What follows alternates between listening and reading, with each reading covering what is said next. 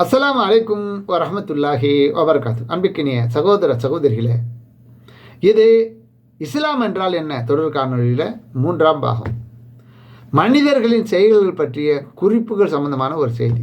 அல்லாஹ்வின் தூதர் ஸல்லல்லாஹு அலைஹி வஸல்லம் அவர்கள் மிஹ்ராஜ் பயணத்துக்கு போனாங்கல்ல, அப்போது நடந்த சில செய்திகளில் அப்துல்லா பின் மசூத் ரலியல்லாஹு அன்ஹு அவர்கள் அறிவிக்கக்கூடிய செய்தி, அதாவது அல்லாஹ்வின் தூதர் ஸல்லல்லாஹு அலைஹி வஸல்லம் அவர்கள் விண்ணுலக பயணத்திற்காக இரவில் அழைத்து செல்லப்பட்ட போது வான் உலகத்தில் உள்ள எல்லையில் உள்ள இலந்தை மரமான வான் உலகத்தில் உள்ள இடம்பெற்றிருக்கிற ஒரு இலந்தை மரம் சித்ரத்துல் முந்தகா வரை அவர்கள் கொண்டு செல்லப்பட்டார்கள்.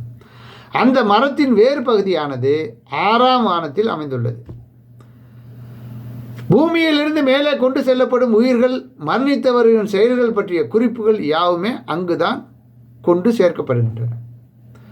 அங்கே அவைகள் கையகப்படுத்தப்படுகின்றன.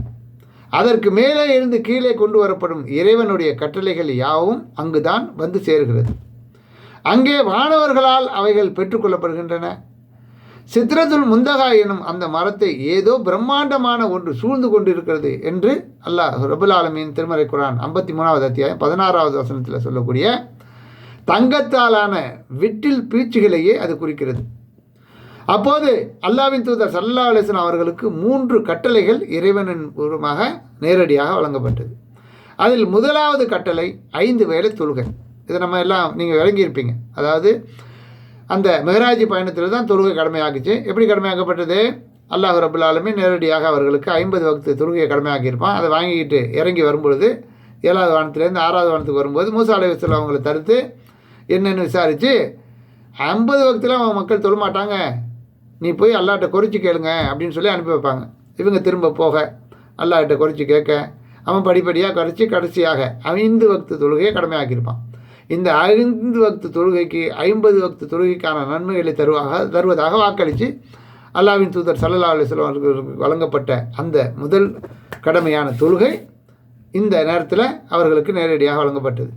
2வது, திருமறை குர்ஆனில் 114 அத்தியாயங்கள் இடம்பெற்றிருக்கல, அதில் 2வது அத்தியாயமாக இருக்கக்கூடியது சூரத்துல் ஃபாத்திஹா.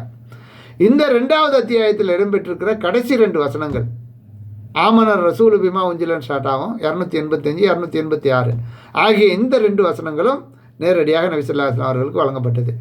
மேலும் 3வதாக அவர்களுடைய சமுதாயத்தில் நபி ஸல்லல்லாஹு அலைஹி வஸல்லம் அவருடைய சமுதாயத்தில் இணை ஒன்றும் வைக்காமல் என்ன அல்லாஹ்வுக்கு உறுதியாக கட்டுப்பட்டு நடந்தவர்களுடைய பெரும்பாவங்கள் மன்னிக்கப்படும் என்று சொல்லப்பட்டிருக்கு. இந்த ஹதீஸ் 3 அறிவிப்பாளர் தொடரில் வந்துள்ளது. சஹீஹ் முஸ்லிமில் 279வது ஹதீஸாக இது இடம்பெற்றிருக்கு.